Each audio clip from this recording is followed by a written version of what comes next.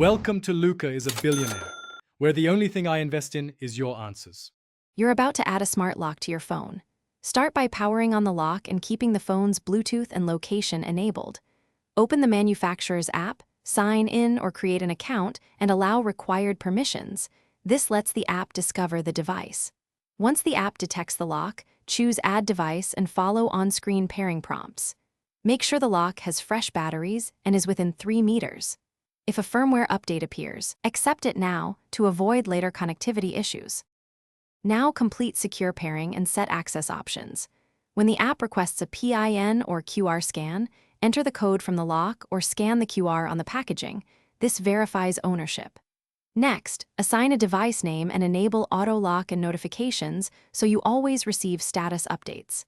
If the lock supports Wi-Fi bridge setup, connect the bridge to the 4 GHz network and link it in app. That enables remote access. Test opening once to confirm mechanical. Finish by configuring users, schedules, and security settings. Add family members or guests with email or temporary PINs, and set expiration for temporary access so keys don't linger. Enable 2-factor authentication in the app for account protection, and review activity logs to confirm correct behavior. Make sure automatic firmware updates are turned on or schedule them for off-peak hours. One troubleshooting tip.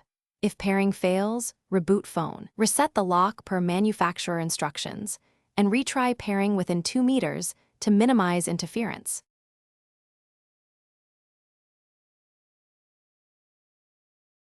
Thanks for watching and please subscribe. It's the best investment you'll ever make.